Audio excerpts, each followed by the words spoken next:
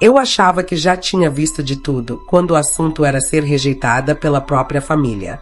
Até o dia em que dei uma casa de presente para minha mãe na frente de 60 convidados e fui humilhada por ela e pela minha irmã como se eu fosse a pior pessoa do mundo. Naquele instante algo dentro de mim mudou para sempre.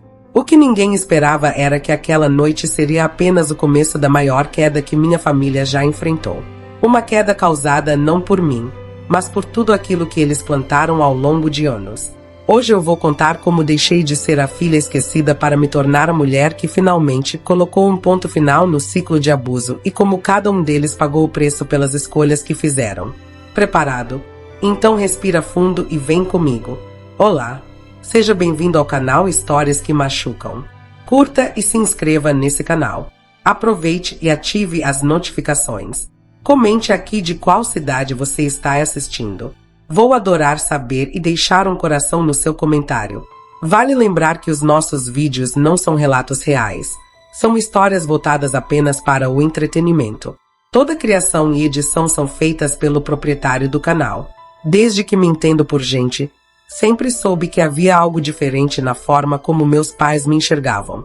Enquanto minha irmã mais nova, Renata, era tratada como um cristal raro que precisava ser protegido, elogiado e exibido para o mundo. Eu era apenas eu, a filha que cresceu aprendendo a não pedir nada, a não esperar nada, a não ocupar espaço demais. Nunca tive o direito de ser frágil, nem de errar, nem de ser vista. Era como se eu tivesse nascido com a obrigação silenciosa de me tornar útil, prática, forte e invisível. Meu nome é Patrícia. Tenho 33 anos e construí sozinha tudo que meus pais sempre desprezaram em mim. Estabilidade, uma carreira sólida, um apartamento confortável, investimentos, tranquilidade financeira, principalmente independência emocional. Pelo menos era o que eu acreditava ter até o dia em que tudo veio abaixo ou acima num único momento de humilhação pública. Crescemos em Ribeirão Preto, numa casa simples, onde o favoritismo era tão presente quanto o cheiro do café da manhã que minha mãe preparava todos os dias. Renata sempre teve roupas novas, aulas de balé, aparelhos caros, festas de aniversário temáticas. Eu tinha o discurso pronto. Você é mais forte, filha. Você entende as dificuldades. Sua irmã é mais sensível. Esse sensível sempre significou mais amada, mas isso eu só admiti anos depois. Quando fiz 17 anos, passei no vestibular para administração em uma universidade pública. Comemorei sozinha porque meus pais estavam ocupados ajudando Renata nos preparativos para uma audição de dança. Quando consegui meu primeiro emprego, ouviram a notícia de maneira protocolar, como se eu tivesse informado que fiz o download de um aplicativo novo. Mas quando Renata passou num teste de modelo fotográfica para uma pequena agência, a casa virou um carnaval de orgulho.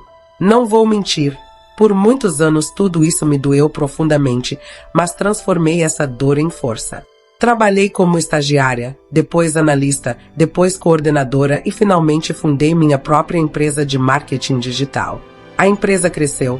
Fiz contratos nacionais e internacionais e aos 30 anos eu já ganhava mais do que meus pais haviam ganhado juntos em toda a vida. Ainda assim, dentro de mim havia aquela pequena esperança infantil. Talvez agora eles me vissem. Talvez finalmente eu fosse suficiente. Essa esperança ressurgiu de forma idiota quando minha mãe completaria 58 anos.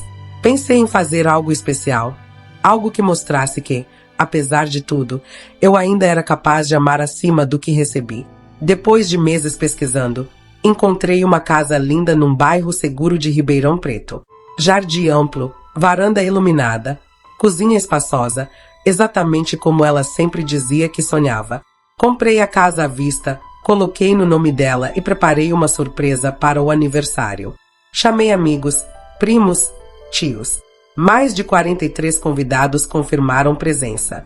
Enquanto acompanhava a equipe preparando a decoração, me peguei sorrindo, imaginando a reação dela.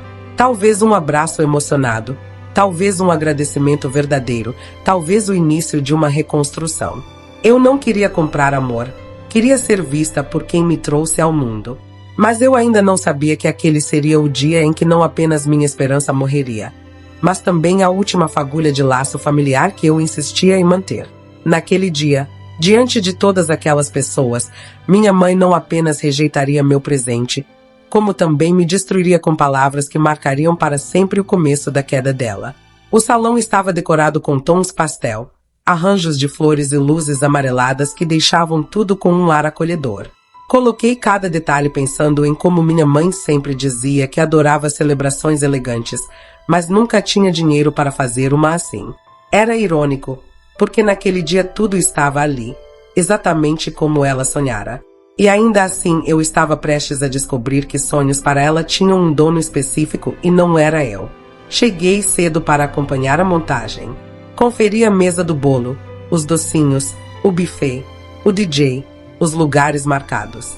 Quando minha mãe entrou, acompanhada do meu pai e de Renata, senti meu peito se aquecer por um instante. Ela estava bonita, usando um vestido azul que realçava seus olhos. O sorriso dela ao ver a festa me fez acreditar por alguns segundos que tudo valeria a pena. Você fez isso tudo? Ela perguntou, olhando ao redor. Fiz, respondi tímida. Queria que seu aniversário fosse especial. Ela concordou com um sorriso breve, quase educado demais, como se estivesse aprovando o trabalho de uma decoradora contratada e não de uma filha. Os convidados começaram a chegar, cumprimentando minha mãe com abraços calorosos. Alguns se aproximavam de mim para elogiar a festa, outros perguntavam sobre minha empresa, mas meus pais não pareciam notar ou se importar. Eles estavam ocupados, como sempre, orbitando ao redor de Renata. Minha irmã desfilava entre os convidados como se fosse anfitriã, comentando sobre seus novos ensaios fotográficos e sobre como a vida de modelo era cansativa demais. Enquanto isso, eu aguardava o momento da grande surpresa.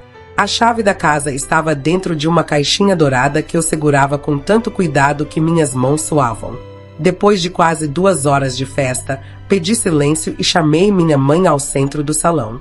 O DJ baixou a música. Os convidados se viraram para nós, celulares erguidos, prontos para registrar o momento. Mãe, comecei sentindo minha voz tremer. Hoje eu queria te dar algo que você sempre sonhou, mas nunca teve oportunidade de conquistar. Você sempre falou sobre ter uma casa com jardim, ampla, confortável. Então, eu queria te agradecer por tudo e te dar isso como presente. Estendi a caixinha para ela. Alguns convidados murmuraram animados, outros sorriram, achando tudo emocionante. Minha mãe pegou a caixinha e abriu lentamente. Quando viu a chave, olhou para mim com as sobrancelhas erguidas. O que é isso? Perguntou já num tom estranho. É a chave da sua casa nova, respondi sorrindo. Comprei para você, mãe. Está no seu nome. Silêncio. Um silêncio tão pesado que parecia sugar o ar do salão. Ela deu uma risadinha curta, incrédula, e balançou a cabeça. Não pense que você pode me comprar com dinheiro, sua medíocre. O som da palavra medíocre bateu no meu peito como uma pedra. Alguns convidados deram risadinhas nervosas. Meu pai cruzou os braços, desaprovando, como se eu tivesse cometido um crime. E então Renata, sempre pronta para o golpe final, se aproximou com sua voz doce e venenosa. Não é porque você tem dinheiro que vai conquistar o amor da família, sua tonta. Dessa vez as risadas não foram nervosas, foram abertas, altas, quase aliviadas, como se todos tivessem recebido permissão para rir de mim. Senti meu rosto queimar, minha garganta secou, meus olhos arderam, mas não chorei. Não dei esse gosto a eles. Entreguei um sorriso vazio, quase mecânico, e dei alguns passos para trás. Olhei para minha mãe, que segurava a chave como se fosse lixo. Olhei para meu pai, que não movia um músculo. Olhei para Renata, que sorria como se tivesse acabado de ganhar um prêmio. Foi ali, naquele cenário iluminado e cheio de flores, que algo dentro de mim se quebrou não de tristeza, mas de entendimento absoluto. Eu finalmente enxerguei o que sempre esteve diante de mim. Nunca, em momento algum, faria parte daquela família da forma como desejava. Mas naquele instante, algo novo também nasceu dentro de mim. Uma força que eu não sabia que tinha. Uma voz que dizia clara como água: eles vão pagar por isso. Todos eles. E aquele era apenas o começo. Mesmo com o salão iluminado, com música, gente conversando e taças se chocando ao fundo. Tudo ao meu redor pareceu ficar distante, abafado, como se eu estivesse presa dentro de um aquário de vidro. Cada risada ecoava como um estilhaço. Cada olhar atravessado reforçava a sensação de que eu nunca fiz parte daquele lugar. Mas dentro de mim algo se reorganizava. Não era dor, era lucidez. Renata continuava no centro da atenção, passeando entre os convidados como se a festa fosse dela. Minha mãe, sempre teatral, fingia estar ofendida pelo absurdo do meu presente. Meu pai, com sua postura rígida, fingia superioridade moral enquanto evitava olhar diretamente para mim, como se eu fosse um incômodo. E eu apenas observava pela primeira vez na vida, sem tentar agradar, sem implorar por afeto, sem esperar gratidão. Um dos convidados, meu primo Eduardo, se aproximou com um rosto vermelho de vergonha alheia. Pati, você tá bem? Perguntou em voz baixa. Tô, respondi de modo quase automático. Não se preocupa. Ele suspirou, apertou meu ombro e voltou para o grupo. Eu sabia que ele não queria se indispor com meus pais. Ninguém queria. Meus pais sempre foram aquele tipo de casal que parecia perfeito de longe, simpáticos, sorridentes, família tradicional brasileira. Quem ousasse contrariá-los era visto como ingrato ou dramático. Decidi que já tinha visto o suficiente daquela noite. Fui até a mesa onde estavam as bebidas, servi um copo de água e fiquei em silêncio por alguns minutos. Observei minha mãe exibir o anel que Renata havia dado, como se fosse uma joia rara, embora fosse apenas bijuteria barata. Ela falava alto, teatral, comentando que gestos simples têm mais valor do que demonstrações de riqueza. E os convidados concordavam, alguns mais por conveniência do que por convicção. Engoli seco e respirei fundo. Foi aí que a ficha caiu de verdade. Se permanecesse ali, eles teriam mais uma chance de me diminuir. Então, simplesmente caminhei até o microfone. A música parou. Todos se viraram para mim. Boa noite, comecei com um tom calmo que surpreendeu até mim. Antes de eu ir embora, eu queria agradecer a presença de todos. De verdade. Alguns se entreolharam confusos. Minha mãe cruzou os braços, já pronta para interpretar o papel de vítima. Eu organizei essa festa com carinho, pensando que seria uma oportunidade de celebrar minha mãe, e talvez suspirei, talvez reconstruir algo que eu achei que existia. Silêncio. Pesado. Real. Mas hoje eu entendi uma coisa muito importante. Entendi que amor não é algo que se compra, nem algo que se arranca de alguém à força. E não, mãe, eu nunca tentei te comprar.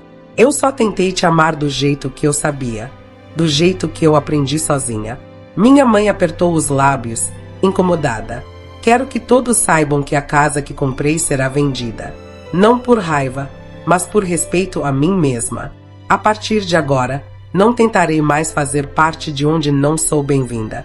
Coloquei o microfone de volta no pedestal. Alguns convidados baixaram a cabeça, outros pareciam chocados. Meu pai franziu o senho, irritado, como se eu estivesse envergonhando a família. Renata revirou os olhos como se tudo não passasse de exagero. Mas algo aconteceu que nem eu esperava. Uma das tias da minha mãe, tia Conceição, que sempre foi firme, direta e pouco influenciável, aproximou-se, olhando nos olhos da minha mãe, disse: Ana Lúcia, isso foi vergonhoso. Você passou dos limites. A mesa inteira ficou em silêncio. Minha mãe arregalou os olhos, ofendida. Não se meta onde não é chamada, Conceição, retrucou ela, envenenada. Me meto sim, tia Conceição rebateu. Porque a Patrícia sempre foi a que mais correu atrás de tudo, a que mais trabalhou, a que mais ajudou. Vocês a tratam como lixo. Isso não é amor, isso é abuso. Minha mãe ficou sem palavras. Meu pai se remexeu na cadeira. Renata cruzou os braços, contrariada. Eu não disse nada, não precisava. Algo naquela declaração pública criou a primeira fissura real na fachada perfeita deles. Uma fissura que eu ainda não sabia, mas seria apenas o início de uma série de rachaduras que se abririam. Saí do salão sem olhar para trás. O ar da noite bateu no meu rosto como um abraço. Parecia que eu finalmente podia respirar depois de anos prendendo o ar. Entrei no meu carro e fiquei alguns minutos parada. Não choraria, não por eles, mas senti um misto de alívio e medo do que viria, porque no fundo eu sabia meus pais não deixariam aquilo barato. E eu também sabia que, pela primeira vez, eu não deixaria barato o que fizeram comigo. Eu só não imaginava que as consequências para eles viriam tão rápido e não por minha causa, mas por algo que eles mesmos plantaram ao longo da vida. Nos dias que se seguiram à festa, o silêncio se tornou meu companheiro constante. Um silêncio estranho, pesado, do tipo que antecede tempestades. Eu sabia que meus pais não deixariam o episódio passar, não porque estavam feridos emocionalmente, mas porque estavam acostumados a ter controle sobre tudo, inclusive sobre minha vida. Tirar a luz dessa posição mexeria com o equilíbrio doentio que eles cultivavam há décadas. Na segunda-feira de manhã, enquanto revisava relatórios da empresa, meu celular começou a vibrar sem parar. Mensagens, ligações, notificações. Não era comum. Abri o celular e encontrei dezenas de mensagens de parentes e conhecidos, todas perguntando a mesma coisa. Patrícia, sua mãe está bem? Ela disse que você a humilhou na frente de todo mundo. É verdade que você gritou com ela? O que aconteceu entre vocês? A Renata postou algo, viu? Renata, claro. Entrei nas redes sociais e a primeira coisa que vi foi um story dela chorando teatralmente, dizendo: gente, estou arrasada. Minha irmã perdeu completamente o controle na festa da minha mãe. Foi horrível. Ela entregou um presente absurdo, como se minha mãe tivesse obrigação de aceitar. Depois fez um discurso agressivo. Minha mãe está arrasada. Ela falava com a mesma entonação que usava quando queria manipular professores, colegas e nossos pais. Era um talento natural. As pessoas acreditavam nela com facilidade. Peguei meu notebook e sentei na mesa da cozinha. Pensei em responder, em me defender, mas respirei fundo. Impulso é algo que sempre prejudica e elas sabiam disso. Se eu respondesse de forma reativa, confirmaria a versão delas. Decidi esperar, observar. Não demorou muito para acontecer o que eu temia. Meu pai me ligou pela primeira vez em meses. Oi, pai. Não me venha com oi. Pai. Ele rosnou. Sua mãe chorou a noite inteira. A Renata está destruída. Você envergonhou nossa família. Mordi o lábio para não rir. A palavra família vinda dele parecia piada. Eu falei a verdade. Respondi. Você poderia ter ficado calada, gritou. O que você fez foi inadmissível. Inadmissível é vocês me tratarem como lixo por 30 anos. Para de drama, Patrícia. Você sabe que é exagerada. Essa frase. Essa maldita frase. Você é exagerada. Cresci ouvindo isso sempre que eu ousava expressar uma gota de dor.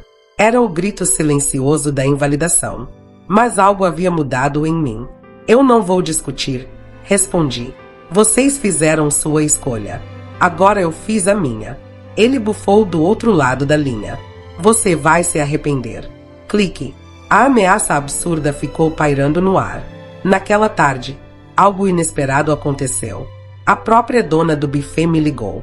Oi, Patrícia. Aqui é a Fernanda, do buffet Estrela. Aconteceu algo? Oi, Fernanda. Aconteceu alguma coisa? Respondi surpresa. Ela pigarreou. Então, seus pais vieram aqui hoje de manhã. Disseram que a festa foi um fiasco, que você contratou o serviço sem permissão deles e que não vão pagar a parte restante. Tentaram jogar a culpa em você. Fechei os olhos. Claro que fariam isso. Eles não admitiam responsabilidade nem para respirar. Fernanda, o contrato está no meu nome. Eu assinei. Eu pagarei tudo. Falei com calma. Eu imaginava. Ela respondeu aliviada. Eles estavam tentando me intimidar, mas eu não caí. Agradeci. Finalizei a ligação e respirei fundo. Aquilo era só o começo. Meus pais não sabiam perder nem controle, nem narrativa. Durante aquela semana, começaram a circular comentários maldosos em grupos de WhatsApp da família. Mensagens insinuando que eu achava que dinheiro comprava tudo, que eu não tinha humildade, que passei por cima da mãe que me criou. Engraçado como ninguém mencionava o fato de eu ter sustentado a casa deles por anos, pago dívidas, tratamentos, Aluguel, tudo isso apagado como se jamais tivesse existido. Mas então, algo curioso aconteceu.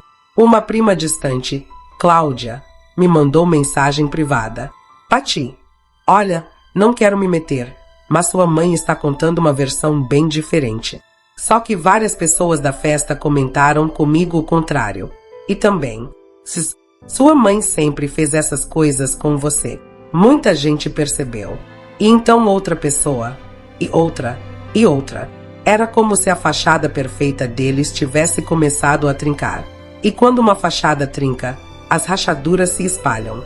Mas a verdadeira reviravolta veio numa quinta-feira à noite, quando recebi uma ligação de alguém que eu jamais imaginaria. Tia Conceição. Patrícia, disse ela com a voz séria. Sua mãe e sua irmã estão entrando em um caminho perigoso. Como assim? Elas foram até a casa de uma amiga minha chorando, dizendo que você humilhou sua mãe de propósito, que você está desequilibrada, que talvez precise de ajuda médica. Senti o estômago revirar. Elas estão tentando te pintar como instável. Continuou. Querem justificar o comportamento delas. Pati, me desculpe dizer, mas elas não vão parar por aí. Respirei fundo. Tia Conceição, obrigada por me avisar. De nada, filha. Já passou da hora de você parar de ser o chão onde eles pisam. E desligou. Fiquei olhando para a parede por alguns minutos. Era impressionante como uma família inteira podia construir castelos em cima de mentiras e acreditar neles. Mas ali, naquele silêncio cheio de descobertas, algo ficou claro para mim. Eles tinham começado uma guerra que não estavam preparados para enfrentar. E desta vez eu não seria a filha silenciosa. Eu seria a mulher que finalmente recusava carregar as consequências dos atos deles. E isso iria custar muito mais caro do que qualquer presente que já dei na vida. Aquela ligação da tia Conceição coou na minha mente por dias. Eu já sabia que minha mãe e Renata eram capazes de distorcer a realidade, mas transformar minha reação naquele aniversário em um surto calculado, isso ultrapassava qualquer limite. Porém, como sempre, antes de eu pensar em tomar qualquer atitude, a vida deu seus próprios passos e os deles começaram a tropeçar por conta própria. Na sexta-feira, recebi uma notificação do meu banco, uma tentativa de transferência usando o meu CPF, mas de uma conta que não era minha. Na hora senti um arrepio subindo pelas costas. Liguei para o banco e pedi mais detalhes. A atendente me explicou que alguém havia tentado usar meu CPF para justificar um pedido de aumento de limite de cartão em nome da minha mãe. Engoli seco. Senhora, disse a atendente hesitante, também houve tentativas de cadastro de financiamento em seu nome nos últimos dias. Meu coração acelerou. Eu sabia que eles eram irresponsáveis, sabia que eram capazes de manipulações emocionais, mas usar meu CPF, isso ultrapassava de longe o aceitável. E percebi o óbvio, eles estavam desesperados. Por favor, bloqueie tudo imediatamente, pedi. E quero registrar uma contestação formal. A atendente fez tudo rapidamente. Assim que desliguei, sentei no sofá, olhando o chão, sem conseguir processar tudo ao mesmo tempo. Não era mais apenas sobre humilhação, sobre favoritismo, sobre rejeição emocional. Agora era crime. E crime deixa rastro. No dia seguinte, ainda tentando decidir meus próximos passos, recebi a visita inesperada do seu Geraldo, dono do mercadinho da rua dos meus pais. Ele nunca apareceu na minha casa, na verdade, mal conversava comigo desde criança. Por isso, quando tocaram a campainha e eu vi quem era na porta, meu estômago revirou. Patrícia, ele começou tirando o chapéu da cabeça. Preciso te falar uma coisa. Convidei-o para entrar. Ele parecia nervoso, olhando para os lados como se tivesse medo de ser visto. Eu gosto muito de seus pais, disse ele sentando no sofá. Mas o que eles estão fazendo? Eu não consigo concordar. O que aconteceu? Perguntei, embora já soubesse que nada bom viria. Disseram que você tem distúrbios emocionais. E queriam que eu confirmasse essa história para algumas pessoas caso perguntassem. Pediram para eu falar que você sempre foi instável, que desde adolescente dava sinais de problemas. Minha respiração travou. Eles estão tentando manchar sua imagem. Menina, eu disse que não ia fazer isso. Mas eles estão desesperados. A Renata disse que vocês precisam provar que você não é uma pessoa confiável. Encostei a mão na testa. Seu Geraldo suspirou. Toma cuidado, Patrícia. Eles estão passando dos limites.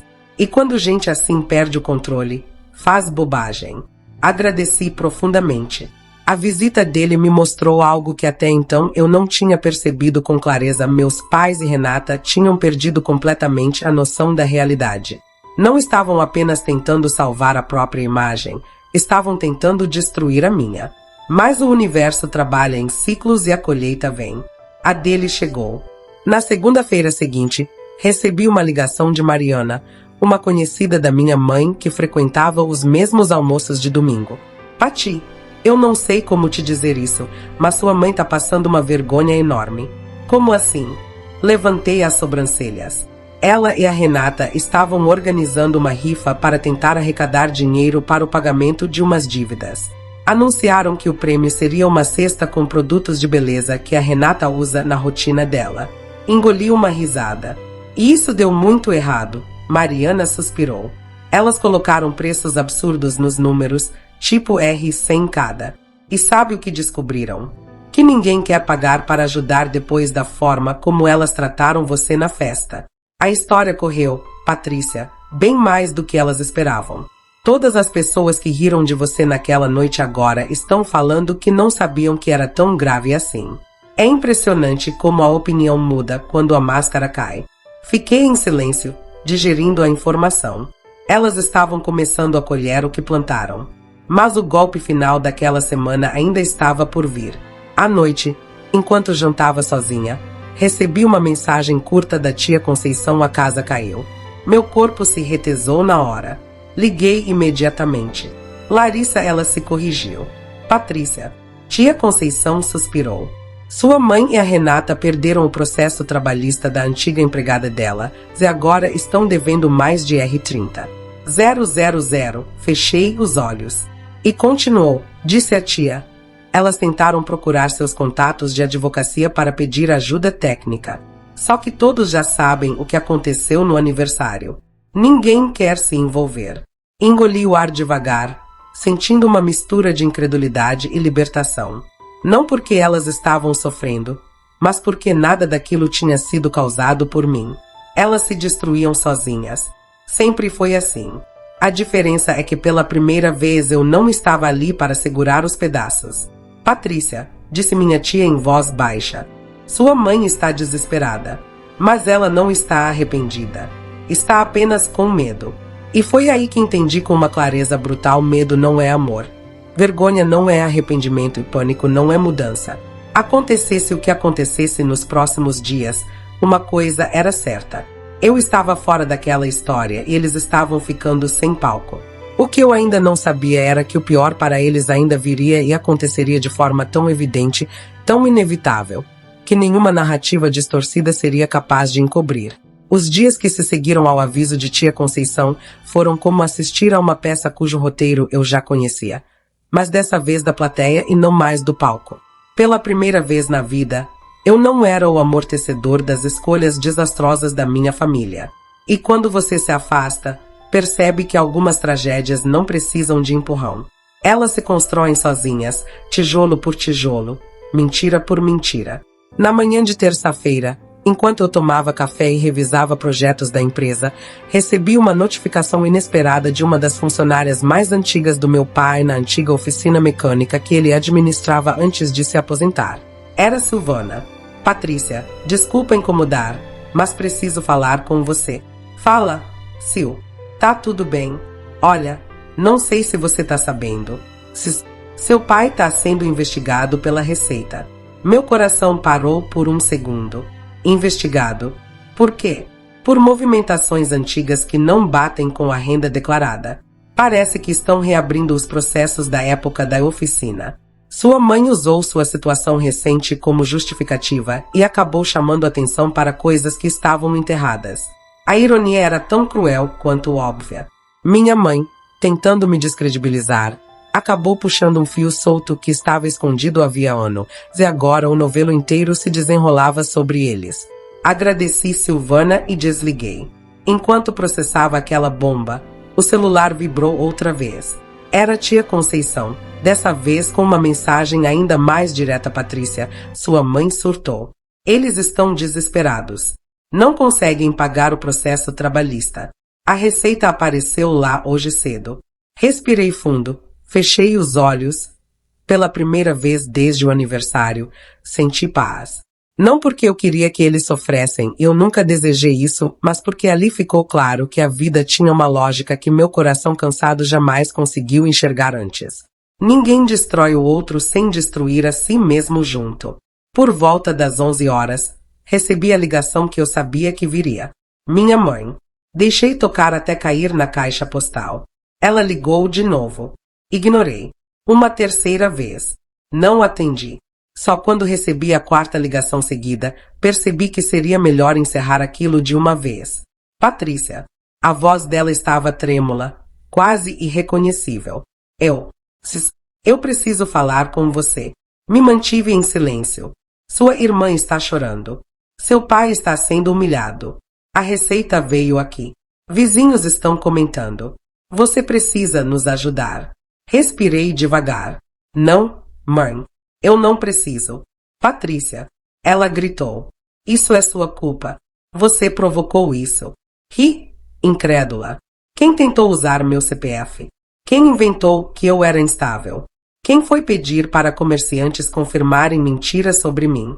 Quem tentou me destruir antes de qualquer investigação aparecer? A respiração dela ficou pesada. Eu sou sua mãe. Ela insistiu num tom que oscilava entre súplica e manipulação. Mãe, interrompi com firmeza. A única obrigação moral que eu tenho é comigo mesma. E eu escolho não carregar mais os erros de vocês. Ela ficou em silêncio por longos segundos. Então falou. Com veneno puro você vai se arrepender. Ninguém abandona a família assim. Vocês me abandonaram primeiro. Respondi. Só não perceberam porque eu continuei perto. Mas agora acabou. E desliguei. Fiquei olhando o celular por alguns minutos. Minhas mãos tremiam um pouco, mas não de culpa de libertação. Horas depois, recebi uma mensagem de Renata. Um texto longo, cheio de palavras indignadas, dizendo que eu era fria, ingrata, monstruosa por não ajudar. Disse que a culpa era minha se nosso pai fosse preso, que nossa mãe estava doente de tanto chorar. E, claro, terminou com você pode até ter dinheiro, mas nunca terá uma família de verdade. Senti algo inesperado depois de ler aquilo pena. Mas não por mim, por ela. Renata cresceu acreditando que o amor vinha pronto, sem esforço, sem crescimento, sem responsabilidade. Cresceu aplaudida por tudo, mesmo quando não merecia. Cresceu como a estátua construída pelos meus pais, uma estátua de vidro. E agora, quando a vida exigia dela força real, ela se estilhaçava. Não respondi. Ao entardecer, decidi fazer algo que nunca tinha feito antes. Fui caminhar sem rumo. Passei por ruas tranquilas, respirei o ar fresco. Ouvi meus próprios passos ecoarem no silêncio. E ali, pela primeira vez em anos, me senti leve. Não porque meus pais estavam pagando pelos erros deles, não porque Renata finalmente enfrentava o próprio reflexo quebrado, mas porque eu finalmente parei de tentar salvá-los. Algumas pessoas só aprendem quando o chão desaba por completo. Outras não aprendem nunca. E eu não tinha mais energia para descobrir em qual categoria a minha família se encaixava. Quando voltei para casa, deixei o celular desligado. Preparei um chá, coloquei uma música suave e sentei na varanda, observando o céu escurecer. Não chorei, não me culpei, não questionei minha decisão. Pela primeira vez senti que estava vivendo uma vida que era minha. E naquela mesma noite, tomei a decisão final. Encerraria para sempre qualquer esperança de reconciliação. Bloqueei todos definitivamente, sem chance de volta. O passado ficaria onde pertencia e eu também. Quando deitei para dormir, entendi que a história da minha família não era sobre amor perdido, era sobre amor nunca recebido.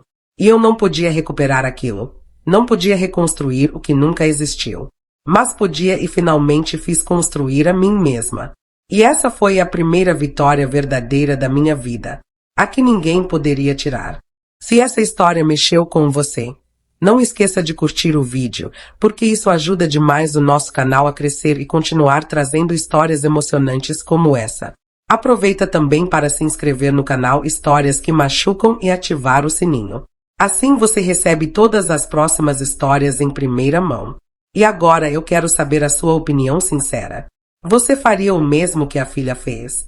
Depois de tantos anos sendo humilhada, tratada com desprezo e usada emocionalmente, você teria a coragem de cortar os vínculos e seguir sua vida em paz? Me conta nos comentários. Eu amo ler o que vocês pensam. E escreve também de qual cidade você está assistindo este vídeo, porque eu sempre passo nos comentários para deixar um coração especial para vocês. E claro, não esquece de compartilhar essa história com alguém que você acha que precisa ouvir isso hoje. Às vezes, uma história assim pode abrir os olhos de muita gente. Muito obrigada por estar aqui. Vocês fazem toda a diferença. Vale lembrar que os nossos vídeos não são relatos reais. São histórias voltadas apenas para o entretenimento. Toda criação e edição são feitas pelo proprietário do canal.